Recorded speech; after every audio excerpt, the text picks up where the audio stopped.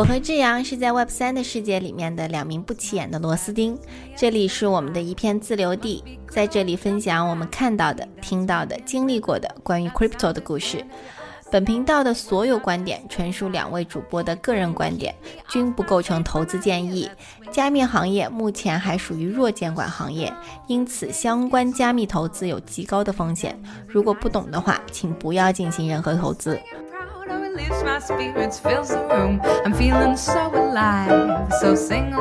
Hello， 大家欢迎回到 Cryptoria， 这里是用简单的语言带你了解纷繁复杂的加密世界。我是主播 Vivian， 我是志阳。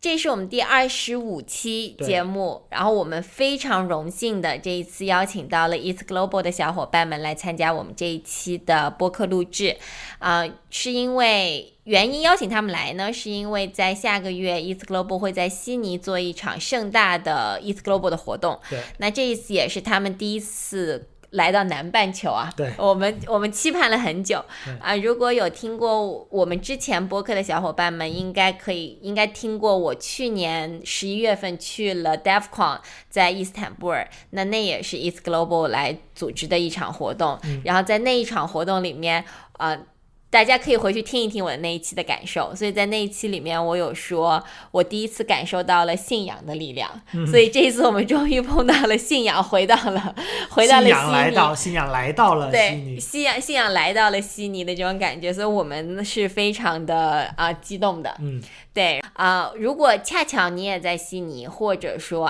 你也知道ETHGlobal 要来悉尼，然后你也在 plan 你的机票等等好消息呢是 ETHGlobal 这一次赞助了我们几张票所以如果你有想来参加ETHGlobal 的小伙伴的话你们可以在听友群找到我们，同时我们的 TG 的 handle 也会放在 show notes 里面，所以你可以在不同的渠道都可以联系到我跟志阳，因为我们的票都有限所以呢大家就速度如果你要来的话。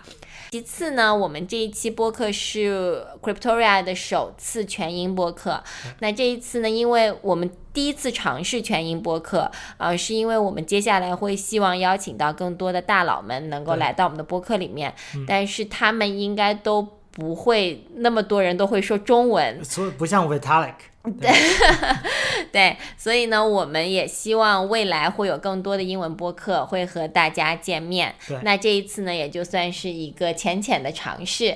这一次我觉得应该有很多小伙伴们都跟我曾经一样有过很多问题，就是 ETH Foundation 跟 ETHGlobal 的关系是啥啦，这个世界上有那么多什么 ETHGlobal ETH Sydney ETH Melbourne ETH blah blah， 那么他们跟 ETHGlobal 的关系又是什么？那我们也借着这一次机会和 Maggie 好好的聊了一下 ETHGlobal 的这个它的历史，顺便我还帮小伙伴们问了一下 ETHGlobal 有没有在招人对，所以呢如果你对这一次的播客是有兴趣的，大家英语也 OK， 那我们也希望大家可以 enjoy 我们这一次的播客。对我们就进入正题，那我们就另外也欢迎大家，谢谢大家收听我们的这期节目，然后我们就下周的同一时间我们也就再见了。好的，我们进入正题，开始。Hello Maggie, and thank you for joining us today. And would you mind just to introduce yourself to our audience? Yeah, definitely. My name is Maggie. I'm on the partnerships team at ETHGlobal, and I was actually a previous ETHGlobal hackathon finalist at Scaling Ethereum in April of last year, and then I later joined the team in May. So I've been with the team for a year, and thank you for inviting me to the podcast. I'm super excited to be here and really excited to share more about ETHGlobal and also our upcoming Sydney events. It's going to be our first time, so happy to be here. Yeah, exactly. Thank you. So basically, I attended to ETHGlobal last year in the Istanbul. So actually, that is my first time to attend the ETHGlobal. And that is quite, I think ETHGlobal, they are quite lack of the promotion things. So when I just find the ETHGlobal website and I found a lot of things, the Pragmas and the ETHGlobal hackathons, and honestly speaking, it's quite overwhelmed. So I have to ask different people, so what kind of the event that I will join, because the first blockchain event I participate is Token 2049. And so there has a huge of the side events, and they have the agenda.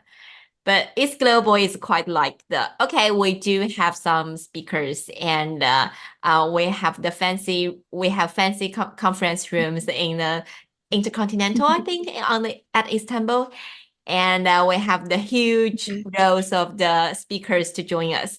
But there is quite lack of the agenda sort of things, and we have to figure it out by ourselves. Yes, so I do believe most of our audience, they are quite interested in the ETHGlobal, but maybe they will face same problems with me. Yes, so I just want to, do you mind just lead us to overview what ETHGlobal it is and how the Ethereum event to organize those ETHGlobal events. Yeah. Yeah, it's great that you attended one of our events in Istanbul last year, and we're really happy to have you. So, definitely would love to invite you back. So ETHGlobal started in 2017 at ETH Waterloo. So that was our first event, and that was 6.5 years ago. So over the last 6.5 years, we've actually been the team that's been behind some of the ecosystem's favorite events. So we've hosted more than 40 hackathons around the world in different cities, across different continents, and we've had approximately I would say more than 50,000 attendees across 100 different countries attend our events. And even with COVID, I think it's been really, really incredible to have the community join us for so many of our events, both online and offline. And many years later, we are still the largest developer community in the Ethereum ecosystem. So we still host the biggest hackathons and the biggest events that bring together developers, designers, and ecosystem builders to really innovate and push the boundaries of what is possible with Ethereum. So for us, our goal really is to empower and inspire the Ethereum community. We've tried to provide opportunities to learn, to build, and to network. And for us, the focus is that we are builder focused. So as opposed to other events that you've been to or that you are familiar with, and like you said, we don't really have a big agenda, especially for our hackathons. Our hackathons are very, very much focused on, the conversations that happen in the hallways, conversations of people just randomly meeting each other in line. At the catering, tables and things like that. So for us, we really want to be the platform for anyone to learn about Ethereum in general. Whether it's, in general, what is Ethereum? Can I get into Ethereum? What are the different, topics? Or just you really want to focus on the technical topics. We kind of have everything for you. So in 2022, we actually also launched something called Guides, which actually teaches the basics of the most popular protocols like MetaMask, Celo, Cartesi, and more. And then last year we launched Pragma, which you mentioned, which is our founder-focused summit. So basically, if you kind of think about ETHGlobal as an entire ecosystem of events, we have our hackathons, which is our main thing, where we get people to come and build. Our Pragma events are founder-focused summits where people talk about the most interesting, most relevant topics that are in the ecosystem. So whether that's product launches or things that are happening that people really want to know about, that's what we focus on. And then our third kind of thing is our after party or happy hours, where it's just a time, a good time for the community to have fun and really just hang out after a long day. So those are the three things that we do now. And yeah, that's ETHGlobal. Yeah, so can I say actually, the purpose of ETHGlobal is more at the first place, dev oriented, developer oriented, and then you expand to open to the founders, and then open to more a general publics to attract more peoples or builders to the Ethereum ecosystem. Can I say that? Exactly. Yeah, you're so right. It's basically a slow step towards hey, let's focus on the people that really make this ecosystem what it is, which is the builders, right? At the fundamental level, without builders, this ecosystem does not continue to grow. And so we focused on the builders first. And then after we see that, builders are able to sort of sustain the innovations throughout all of our events, then we introduce the next layer, which is these builders who come and hack become founders. They start to double down on the ideas that they have, and they become founders of leading protocols. And now we want to give them a stage to talk about their evolve from starting something as an idea to now making this into a fully fledged company with 50 or 100 or 150 employees. What does that look like? What is an idea? How does an idea start, and how does that become something that actually becomes a company? And then from there, it's okay, well, now that you have the ideas and now that you have the companies, well, you need to have an audience to listen to what you're talking about, right? And so now we're opening it up to the public to come and actually listen and learn about, okay, what is going on in the ecosystem? What is so exciting about like these ideas? Like, why do people care? So yeah, that's exactly right. I think like we try to do it by layers so that there's like a logical, step or flow to why we do those things. Yeah, I think because when we just starting our entrepreneurship, so we starting from the incubator. So we learned a lot from incubators, and we have the pitch night, and actually we have the pitch competitions going along the way, and then we have the final pitch night. So I think the ETHGlobal is more like to bring in the Web2 part is more like the bring the Web2's incubator seasons and to the whole to how can I say that? To compatible with the Web3 ecosystem or the Web3 spirit. Exactly. Yeah, let more people to learn what kind of or let people to know what idea you have and to hack and then to build those ideas into the business. It's basically like the ecosystem's incubator. Yes, Exactly. and also I think it would be more like a demo day, right? The hackathon is more like a traditional concept demo day. So for all those Or the projects roadshow. and startups to showcase what they have done so far, I think it's pretty similar. Yeah, it's really pretty similar. And I just enrolled the Sydney's hackathons. So yeah, I experienced. That's awesome. I think like one interesting that you just mentioned is like, yeah, we are kind of like the Web2's like demo day, but at the same time, it's like also interesting because if you think about hackathons, like the history of hackathons is actually like not a new thing in Web3. Like hackathons has been around forever, and hackathons have been around since like Web2, just started. Obviously, we don't like refer to anything as Web2 now, but it's like, yeah, when when the internet era kind of started, there were already hackathons. But I think like the biggest difference between our hackathons and like Web2 hackathons is obviously, now we are actually introducing what do hackathons look like when you add in this element of blockchain. It's like, it's just one technology. If you generalize it, it's just blockchain. But like, there's so many different aspects to blockchains. And it's like, now we have like layer ones, which is like Bitcoin and Ethereum, people who are already familiar with these terms. But now there's like also other layers of blockchain. There's like layer 2s. People are talking about layer 3s. Like, what are those, right?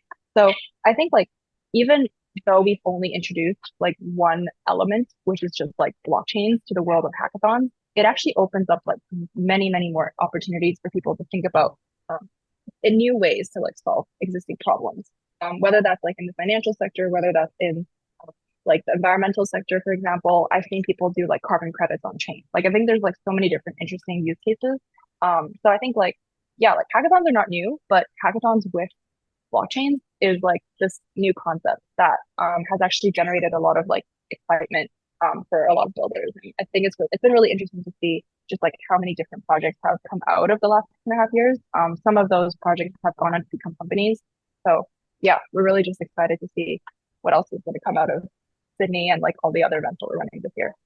Yeah, exactly. So, because I'm not the technical background, so I'm more from the business and the finance background. So when I just entered into the Web3 industry, the blockchain industries, and the hackathon is the things that led me to learn what Web3 it is, and bring me a lot of the new ideas. So I never attended a hackathon before, but I've attended to the hackathon as an audience a lot of times. So hackathons, the new projects that came from the hackathons, and to learn what they are thinking about, and to learn what the new technologies or the new ideas to adapt into the different aspect of the blockchains. I think that is a very great way to learn as a learning materials because blockchain is so young, and everybody we actually were experimenting the things, the ideas.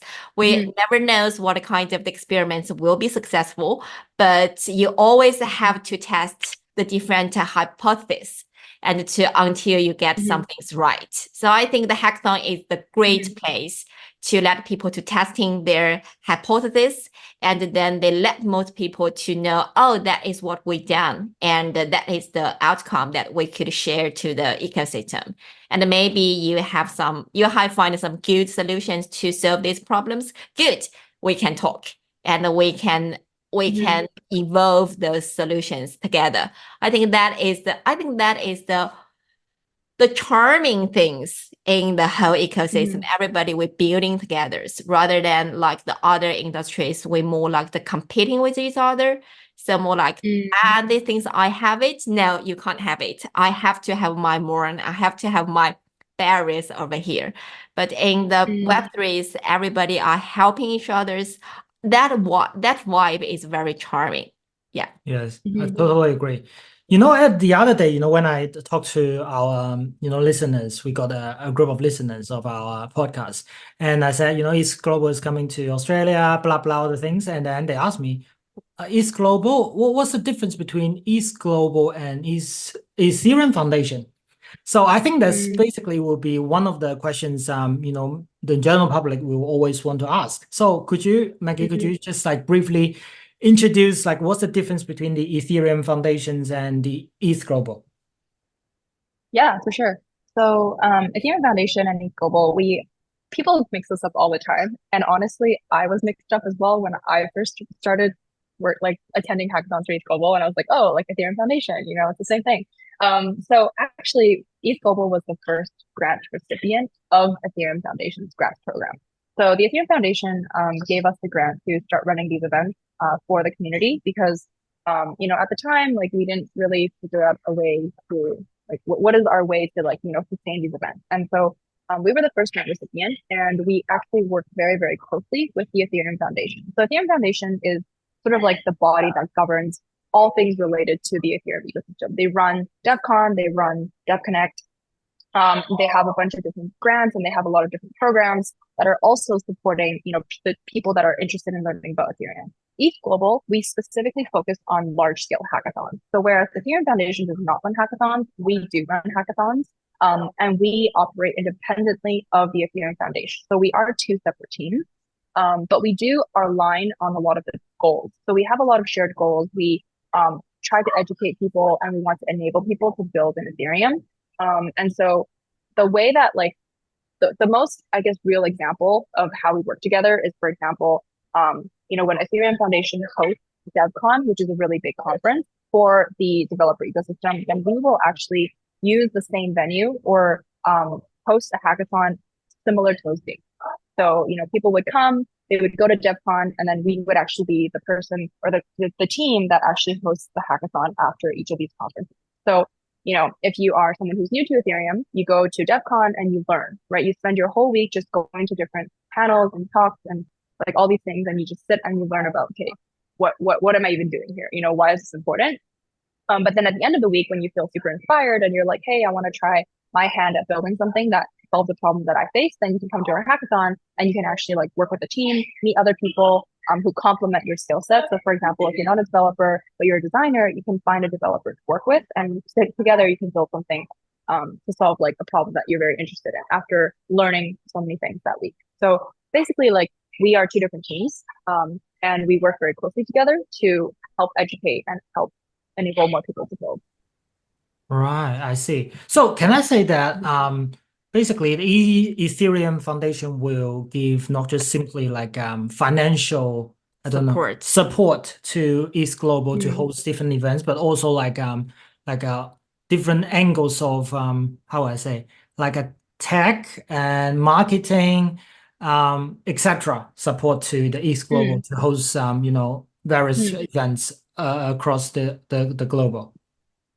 Yeah, I think also I think at this point, now that we've been working together for so many years, we actually don't rely on their monetary support anymore. We're completely self-funded now, separate from the Ethereum Foundation. I would say it's more like a cross-pollination relationship where, people that know about Ethereum Foundation, maybe they don't know about our hackathon, or people that come to our hackathon and got into the ecosystem simply with our hackathon are now discovering, oh, there's actually a conference that's associated with these things. So it's almost like we share attendees, we share audiences. We try to cross-pollinate the two audiences, and we try to get people to like really be integrated into the ecosystem by going to both events, because they're not competitive. Like you mentioned earlier, the entire ecosystem, we're trying to find ways to collaborate. And so the way that we collaborate with the Ethereum Foundation is that our hackers will go to EF events. EF attendees will come to our hackathons. And together we're really trying to just get them to learn and like build and like meet people. And I think those three things, learning, building, and meeting people, are like all like basically what this ecosystem is all about. I think like when you work together, like a lot of things can happen. And so that's sort of like the goal between us. Right. Amazing. Right. So before I want to ask you the next question, that's one thing I want to know is, can you recall when and where is the first event that ETHGlobal hosts? Oh, the first event that ETHGlobal hosted was ETH Waterloo in 2017, when Ethereum had just become a thing, I think. Right. So Waterloo is the Canada Waterloo, right? Yes, exactly. Yeah. Awesome. All right. So basically that related to my next question is, after the first event ETHGlobal hosts, like 7 years later, why now ETHGlobal finally decides to come to Australia? Because Australia is too far away. and I mean, why now to Australia, and why at this point? Because it's really tricky. I saw your tweet yesterday. You just the Hong Kong government just approved the Ethereum as well as the Bitcoin ETF, which is like a big surprise. Big news. Big news. Not a big surprise, but big news it is. Yeah, and that's like really like a coincident time for the ETHGlobal to come to Sydney. So I think could you share some like insights? Yeah, definitely. So I think like first is, I think for context, it's important for people to know that for us, like there is a cost associated with running our events. And obviously when you're running an event for, 1,500 people, it's very expensive to cover the venue costs, the accommodation, and like food and like just everything. You can imagine that these costs can get pretty high. And so we want to be very strategic with where we go. And we want to make sure that we are able to capture as many people as we can when we choose certain cities. And a lot of like decisions actually, like a lot of these decisions actually come with like other things that we have to be aware of. For example, there's certain countries that are very hard to get into if you don't have a visa. There are certain countries that are easier to get into, even if you don't have a visa. Those are like specific examples of like some considerations that we have. Another example is, if there are bigger conferences happening already in those cities, then we will likely choose those cities as well to put our events, because everybody's already there. We don't want people to fly around too much, more than they're already flying around the world. So we choose to do those cities as well.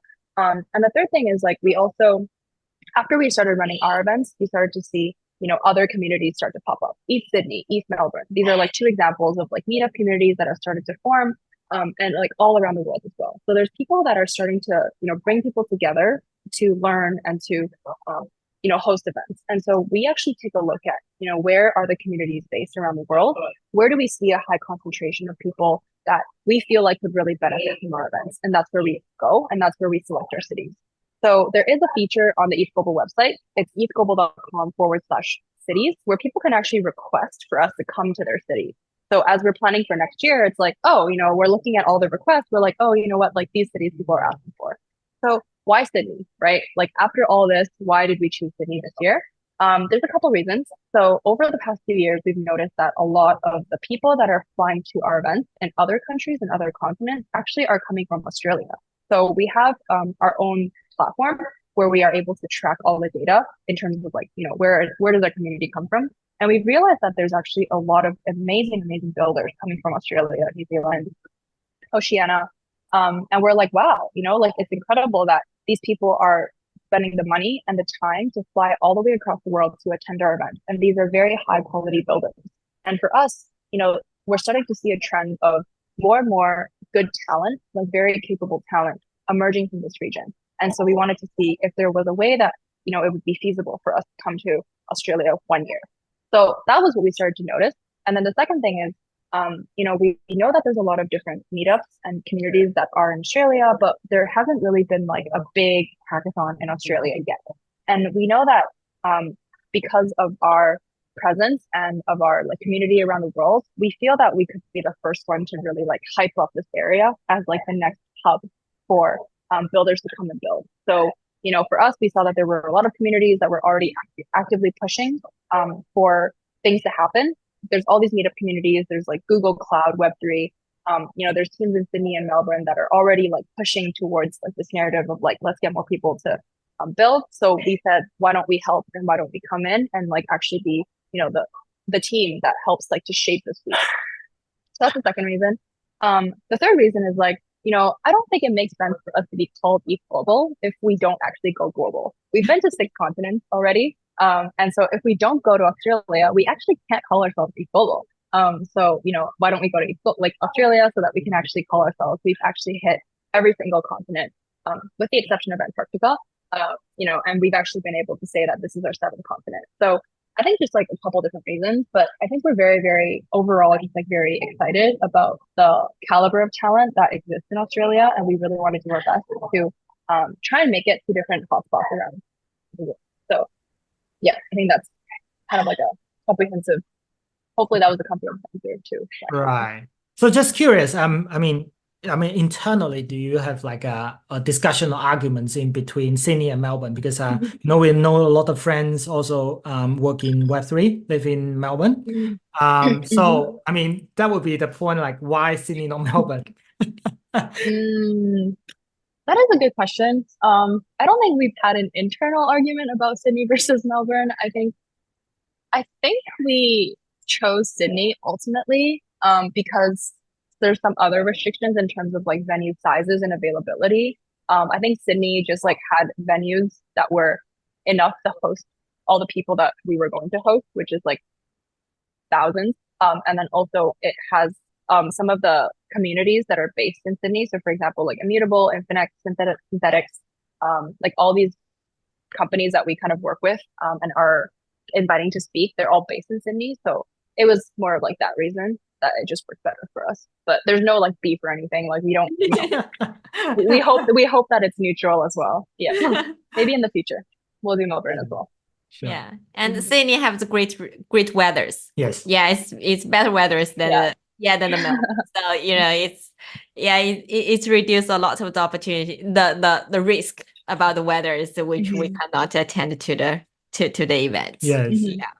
Right. So could you just briefly share about some information of like ETHGlobal Sydney, like the dates and the location of the coming events? Because we know that there will be 2 major events, the ETHGlobal Sydney and the Pragma Sydney. Right. So could you just share a little bit information about these 2 major events? Yeah, definitely. So Pragma Sydney will be on May 2nd, all day. And it will be our Founders Focus Summit. So we have a couple different speakers that are local and also flying in internationally, and that will be a full day event. And then we also have our ETHGlobal Happy Hour happening at night at the same venue as Pragma. So that's just going to be an open night for networking and drinks and everything, which is also May 2nd. And then from May 3rd to 5th is ETHGlobal Sydney, which is the hackathon. And this is we welcome all builders, like hackers. If people want to apply as mentors or volunteers, you can also choose to apply. But every single person who comes to ETHGlobal Sydney has to be a hacker, a mentor, a volunteer, a judge, a speaker, or one of our team members. So yeah, the dates are basically May 2nd to the 5th. And then before and after, we actually are working with a bunch of communities to host side events. So happy to chat about that as well. But basically, it's actually going to be like a full week of different events. And we actually do have an ETHGlobal Sydney side events page, which you can look at to see the whole list of events that are going to be happening that week. Sure. Right now, what we have learned from different, VCs, as well as marketers, they said that the focus of 2024 in Web3 or crypto would be definitely deeping, AI plus Web3, and then restaking.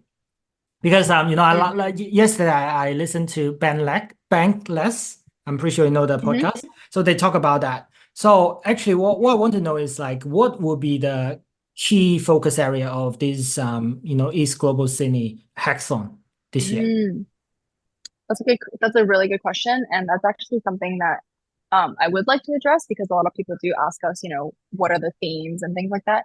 For in-person hackathons, there is no theme. Like, we don't specifically push people to build in specific directions, even though there's obviously narratives that are being talked about. Like, people are talking about DeepIn, people are talking about crypto and AI, but honestly, like, the purpose of a hackathon is not to pigeonhole yourself into, I have to build something in this vertical, because who knows, like, you could be someone that actually comes up with a completely new narrative for 2024, right? So actually, like, what we encourage and what we are going to be doing for this for Sydney as well is like, there's no specific focus area. It's open to everything. You should build on frames, right? Build on frames, hack on account abstraction, try to integrate different wallets if you can, propose a new governance model for money management or community management. I think I would just say, like, think about problems in the real world and think about how Ethereum can be the solution to solve these things. We've had people build like crowdfunding platforms to like fund medical expenses. We've had people who built platforms to enable developers to create and share Farcaster frames. We've had people build like honestly everything. So I would just like say, keep a very open mind and just like think about, hey, like, this is something that like you think is a good idea. How do I integrate, different tech sets, or like how do I use different layers like L1s or L2s to actually build this thing and make this happen? Like, no topic. You should go wild is what I think. I like this. I like the last conclusion. You can go wild. Yes, because for founders, they're always like some of them or like majority of them, they need to look for fundings. So it's more seeking fundings. For the investors, they have like specific focus, and also because of trends, the investor will more willingly to spend more money on a specific sector than the others. So I think for us, it will be always a problem to think about what will be the next trend or what's the current trend. So that's the reason why many people also want to know about whether there will be a trend or trends in the ETHGlobal. Yeah, I think like related to getting funding and like getting VCs to listen to you only if you build on a certain narrative. Honestly, I think from like a personal perspective, and I think like also this is a shared sentiment across like ETHGlobal community, is it shouldn't matter whether you're or not you're building in a certain narrative, because good founders will always figure out, good ideas and good projects to build. And I think that like, I think like for VCs as well, they shouldn't just be ultra focused on like, what is this idea building in a specific narrative that I'm interested in. I think the focus should be more on like, okay, is this someone that I'm willing to invest in, even if their current idea fails and they want to build something again. So, and I think that's also why like we don't have VCs at our events. We don't want them to necessarily influence the ideas that people have, because people have very creative ideas. And I think you should just let people like lean into their intuition and like build very interesting things, because those things could very much become like the next big narrative. And if you limit, people to building in certain directions, then it's not always good. Like, it could be good, but it's not always like the most useful for getting the best ideas. So that's what we think. Right. Awesome. Yeah, I think that is more like a dark forest at the first stage, and let everybody, we just pitching our own ideas, and those ideas we thought that might really can solve some problems related to the real world or related to the cryptos, and then let the people to say, I think that is very good for everybody who has a new idea, because they always need to listen to the real feedback. And I think for the builders, I think there is a common mistake for all the builders, that we just want to building some things, and instead of we building some things, and then we are going to go outside and looking for the feedback. So I think hackathons and I call it dark forest is because everybody, we came out literally different go wild ideas, and then we are seeking for the different feedbacks, and those feedbacks maybe is harsh, and maybe someone gonna say no, and maybe someone will too harsh to you. But I think that is if we see it as a long term, that is not the bad thing. Actually, I think that in some ways it's good things. And I think that is Definitely. as the first hackathons, like we embrace every ideas to the Ethereum ecosystem. I think that vibe is cool. Yeah, but everybody needs to have the strong heart. Yeah. So definitely. And I do have the questions about the speakers, because on every Crypto event, events, yes. yeah, and the notable speakers is always the highlight. And everybody were looking forward to see what those people are thinking about, and what those people are thinking about no matter the new trend or that has opportunities, we can make the connections. So yeah, we do, because last year I went to the Istanbul. Basically, I want to meet the MakerDAO's founders. Yeah, so we just who you guys invited to attend to the ETHGlobal Sydney? So we have a couple of different speakers. We have some local, like I mentioned, and we also have some people flying in. So we have Kane from Synthetics, we have Mehdi from Sigma Prime, we have Roham from Dapper Labs, Robbie from Immutable, and we also have Farouk from Powerloom. And these are just some of the whole list of speakers that we have. And then, yeah, like I think just like in general, like a good mix of different people coming from different verticals as well. So I think it's going to be quite an exciting event. Right. So since you already mentioned, like there are a lot of notable events or startups or Web3 projects in Australia. So what's your idea, or what do you see the growth of the Ethereum as well as the Web3 community in Australia?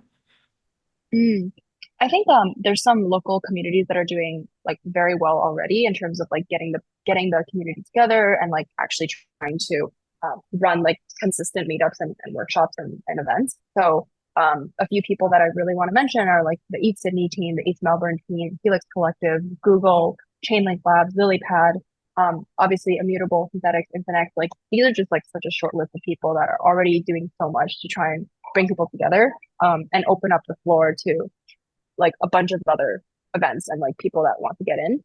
And like our goal really is like after this event that we're running in Sydney, that more and more people will be open to learning more about Ethereum and Web3 in general. We want this to be like a starting point, and we don't want this to be the last time that we come back to Australia. We really want to, I think like the purpose of us being there is that we do expect to see people wanting to learn more and wanting to get in to the ecosystem. And so for us, like we're very bullish, I would say. And I think like working together with all the communities that we are, we hope that this is going to be a place that continues to grow even after we leave. So that's what I'd like to see. And I think like a lot of the very like prominent Australian projects and startups that are in the space are already doing a lot to make it a very like friendly place. I think people are offering co-working spaces. People are offering like opening up different venues just for people to come and gather and get together. So I think people should definitely take advantage of those opportunities. And yeah, like go and meet some people and see what they can do. Yeah, I think last year or the beginning, I think it's the end of the last year, and I do attend to the Binance education part. And they host a lot of the workshops about cryptos and Web3 workshops with the universities. Last time I went to the UTS events, and I do find a lot of the junior and younger university students, and they are starting to know what wallet it is, and what staking means and what DAO means. Actually, that is very basic definitions for the people who already working in the Web3 industries, but it's still a very new definitions for the outsiders.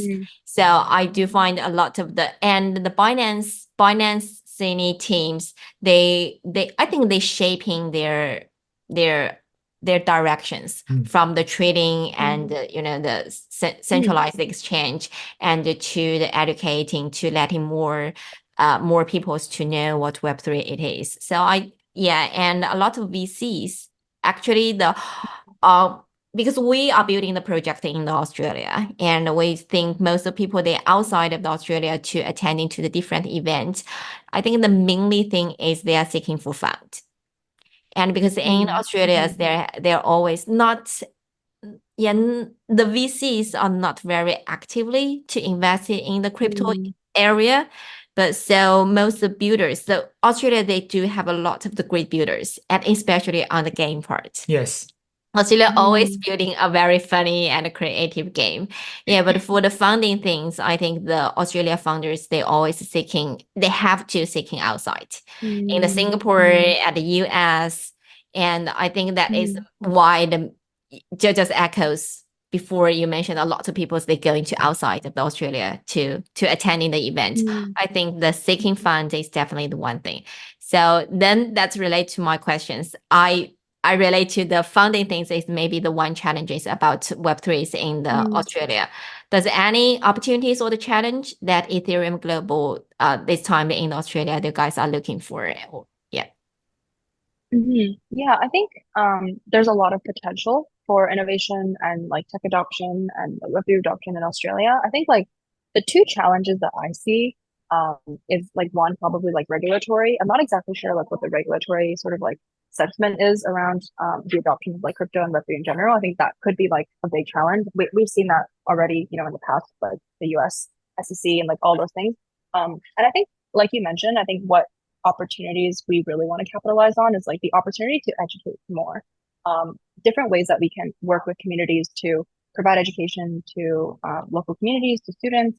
I think in general, like this is like a community effort. It's a group effort, and we really want to work with people to come up with like different types of channels to get people to learn about these things. Like hackathons is one thing, that's like events, right? There's also asynchronous content. We can publish guides, we can publish podcasts like these, we can publish articles, we can try and talk with like school administrators and try to get this as like an actual curriculum. Like there's so many different things that could be done to just like at least educate people. And I think that's like step one is like, instead of trying to sell someone something that they don't understand, educate them on something that they don't understand. Because like that's a much better way to convince them that something is plausible, as opposed to just trying to sell them on something that, and like taking advantage of them for not knowing something. So yeah, we're very excited to just come and be there and like see what we can do. But I think education is the first step, and like giving people a platform to learn and to network and to build is what we're focused on. So that's why we're coming to Sydney as well. Yes. I think the other part would be the Australia, or even the Australia plus New Zealand is like such small market. And that's the reason why lots of like really prominent Australia or New Zealand projects, they started from here, but they never expand within Australia and New Zealand. Instead, they try to reach out to, you know, the Asias, US, and also Europe. Yeah. I think that's the other problem, because you never see any of those projects try to advertise in the domestic market. That's the thing. I think it's always like a issue. Yeah, we learned about a lot of the project. They are beginning from Australia, but they never say, "Oh, I'm the Australia project." They always say, "Oh, our project's based in Hong Kong, and our project based in Singapore." It's always like the hub, and they can spread the different channels. They can spread the different words to the different ecosystem and let people to know. I think Australia maybe for the marketing perspective is not really convincing. Yes. Yeah. But again, Australia always have the great founders. But for the founders, it's definitely. It's only it's an important part as a successful project. Yeah, and I think another successful component is marketing. Yeah, so I think eventually Australia too far away. Yes. That's a joke. You know, last time when we went to Singapore, we talked to one of our friends who work in the media, and he told us that we never have any like strategy in Australia and New Zealand because they are not in our scope. It's too small. Oh my gosh. And that's the reason why, the first time I told my friends that ETHGlobal come to Australia, they said, like, really? Why? Are you kidding? I mean, why? Such a small country, not small country, but like a really small populations in a country, that why ETHGlobal need to come here. So I think that's always like a dilemma to all those Australians builders and startups. and also that's always will be the problems they need to confront in the future as well. Yeah, but it's okay. Web3 is a global industries. So you can starting from Australia, and anyway, you always need to face in the global audience. So if you just focusing for the local audience, you're not Web3 enough. You're not native enough eventually. Yes. Yeah. So Maggie, could you just share some ideas or tips that for our potential attendants? So how can they make the most of upcoming ETHGlobal events in Sydney? Yeah, I mean, for all those people that, are excited for us to come, we would love to see you there, of course. And we hope that by us coming to Sydney, we will really help change the sentiment towards Australia as, a place that isn't as welcome, or like, we really want people to actually start thinking of Australia as like, this is a place where I have resources and I have connections, and I have like everything I need to like get started in building. So I think like, if you come to our event, I think like what you could do is definitely engage in the workshops and the talks, meet new people, like be very open to connecting with the speakers. Like our speakers are more than happy to stay afterwards and like meet you in person and chat with you. If you're building a project, talk about your project and participate in other people who are building something interesting that you might be interested in. So I would just say like be very open to meeting new people, and have like a story to tell. Like what are you interested in? Even if you're not building something, just like come with something prepared so that people can find value and like, hey, this is interesting, like maybe we could work on it together. I would also say like, attend the workshops and take some time to actually do a bit of self-studying before you come. I think you can make the most of the event if you come prepared with some like foundational knowledge. And there's a ton of resources on our website. There's a ton of resources on the Ethereum Foundation's website as well. Like watch our YouTube videos. Our YouTube videos have all of our previous workshops recorded. And so like I would take advantage of those. We also have like volunteer opportunities. We also have like after party events. We have all these side events. So I would just say like start planning your schedule and start planning your week now, just to make the most of every single event that you're able to make, so that you're going to have a good time. So yeah, that's what I would say. Plan ahead. Yes, I remember, because Vivian yesterday talked to our team that she needed to stay east to attend the hackathon, right? Yeah. I think, because some of our team members, like, I think it's the first time they want to join the events, and they feel that the more like application process is a little bit difficult. You have to introduce yourself. Yeah. So like there is a lot of questions you need to answer before you can proceed to the next steps. So I think that would be, it's not quite friendly. I mean, in some way, not quite friendly to new attendants. Yes, because we got some like listeners talk to us in the same aspect. So like there are so many procedures we need to go through. It feels like, oh my God, it takes ages to finish it. Yeah. So I will say it. Go ahead. Yeah, will you say like or ETHGlobal will try to simplify like the application procedure? I think it depends on which event you're applying for, because I think like, for example, Pragma, the application process is much easier. There's like less things you need to fill out. It's more like a basic form of why do you want to attend Pragma? And that's because it's open to everybody who's like, for example, if you're new to the industry and you just want to learn and you want to come attend, that's the application flow. The reason why we make the hackathon one a lot more lengthier is because we want to be able to connect you with like the right opportunities and also with the right people. So for example, if you have a profile that's filled out and you are like this crazy developer and you've like done a lot of things with development, then maybe like there's some opportunities to work with like designers or like people that are less technical. So the reason why, like, even if you don't have something to fill in for every single field, we want you to do the best that you can so that we actually have like a record and we can help you like succeed and send you like the relevant resources later down the line. And once you set up your profile on ETHGlobal, it's like there forever. So that's sort of like the reason why. And we also want to make sure that, the people that are attending our hackathons are people that genuinely want to be there and that they genuinely want to learn. So, if you're starting off as someone who doesn't know anything and eventually you do, then you can keep updating your profile and say like, well, after coming to these hackathons, I actually did like stuff. So there's a reason why we do that. It's like just so that we can try to collect as much information and actually help you succeed like later on. I think we'll definitely take a look though. I think we always appreciate feedback on our application process. I will definitely flag that to my team and we'll see what we can do to make that process a bit more friendly for the beginners as well.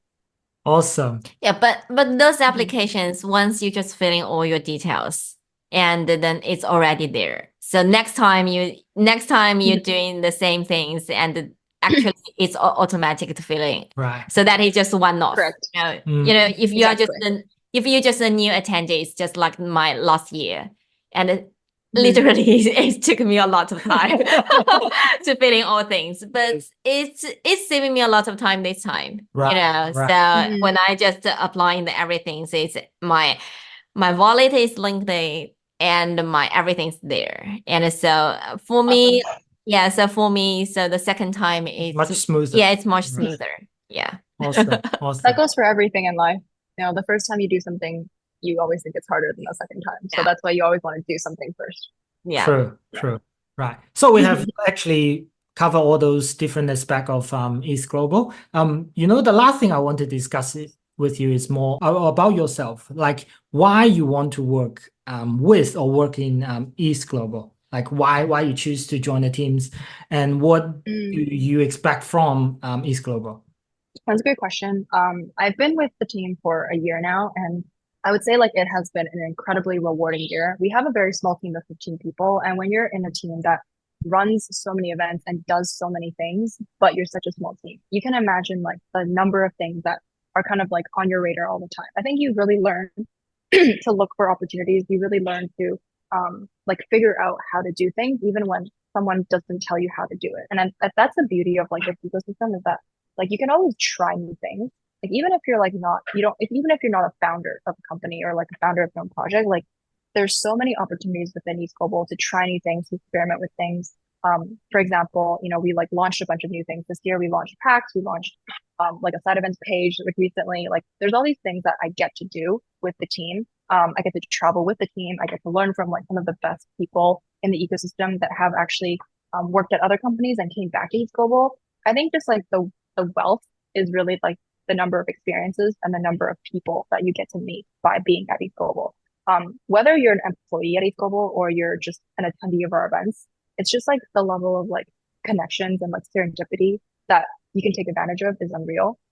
So I'm having a lot of fun. I'm learning a lot, and I'm definitely feeling like, there's a lot of amazing builders out there that I've been able to really meet and get to know. So yeah, for me, it's like a no-brainer, and I love being here. I do have one very curious question. It's not on our question list. Anyway. So if any of our audience who say, I want to work with the ETHGlobal as an employee, how the recruiting procedures it is? We are hiring, and you can apply directly on our website. Yeah. Okay. And the recruiting process is basically you fill in like, big application forms. If you're scared about that, don't apply, but I would say you should apply. And then we usually reach out if there's a fit, and then there's like an interview process, and then we invite you for like 2 rounds of interviews. And if there's a fit, then we invite you to. Oh, cool. Wow. So basically on the global office, or just based on the Hong Kong office? It's global. So all of our team members work remotely. We don't have an office. Like your office is wherever you choose to be. It could be like at your desk, on your bed. It could be in a WeWork. It could be on the beach. It could be I don't know, wherever you want it to be. Yeah. Right. Global. That is my first time to know. I just thought the ETHGlobal should have the like a headquarter. Yeah, headquarters. Right. So all your colleagues are like working in a distributed manner. Exactly. Yeah. So I'm based in Hong Kong. We have people based in SF and Europe and everywhere. So okay. Yeah. Pretty decentralized. Yeah. So I think the most challenging things I can think is time conflict. Yes. Yes. Yeah. Correct. Correct. Yeah. That's right. Amazing. Right. So basically, Maggie with us today share a lot of information about ETHGlobal and the upcoming ETHGlobal Sydney, and also talk about her own career in ETHGlobal. So Maggie, do you want to add closing thoughts to our audience, and perhaps you can just tell them a little bit more and encourage them to come to the event? Awesome. Yeah. So I would say, first of all, thank you for having me on the podcast. I really enjoyed being here. I think like whether you are a beginner or an intermediate or an expert in the ecosystem, there is always something to learn at our events. And whether that means, learning about something that is an upcoming product launch that you have never even experienced or like heard about before, whether that means like meeting someone new that could potentially be your co-founder, whether that means just like building a new project and like maybe that leads to something new that you never expected. I think I would really encourage everybody to just come out to an event and see what you can get out of it. I think like there's a lot of value in just like saying yes to like a random opportunity that comes your way. And I would say like ETHGlobal could be like just that random opportunity for you. Maybe you've never heard of ETHGlobal, maybe you have, but I would just say like, while we're in Sydney and if you're based in Sydney, definitely come out and just like meet us. Yeah, I mentioned before, but if you come to Sydney and you come to our events in person, I'm happy to grab you coffee and coffee would be on me. So yeah, I think I would just say like, you know, take advantage of any meetups, whether that's an ETHGlobal event or not.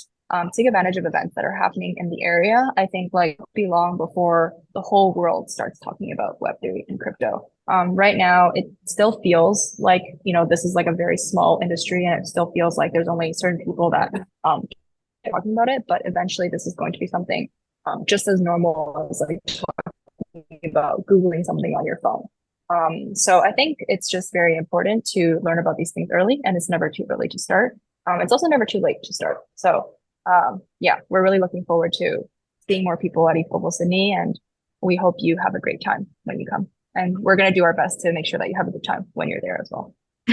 Awesome. Awesome. Thank you, Maggie. And by the way, I just want to mention that ETHGlobal sponsor us some discounting code.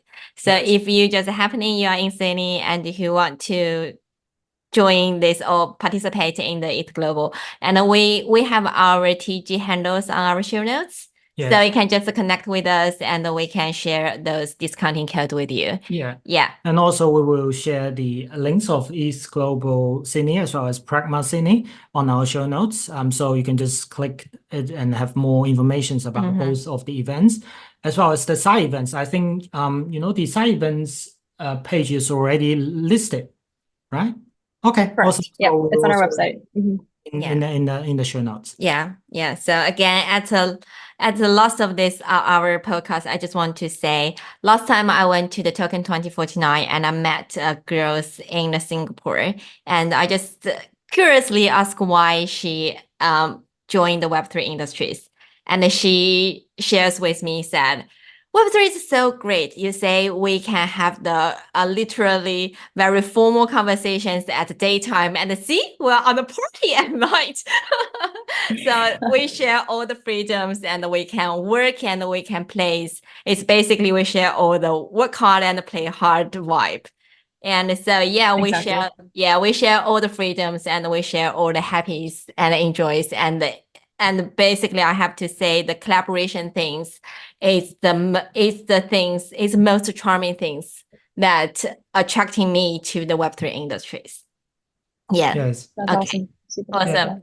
All right. Okay. Thank you, Maggie. Thank you for joining us today. And I'm waiting you at Sydney. And as I promised, I'll bring you to my favorite coffee.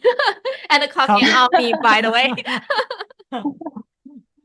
Thank you so much. Yeah, it's a pleasure. Thank you for having me, and I'm really excited to see you guys in Sydney in 2 weeks. Yeah. Okay, cool. Thank you. Thank you for your time. Oh, that big band sound turns me around. The gypsy style brings me a smile. Oh, how that swing taught me to sing makes my life worthwhile. How that music gets me high, brings tears to my eyes. My hips are swaying side to side, my lungs they holler high. It brings the people out tonight. I need that swinging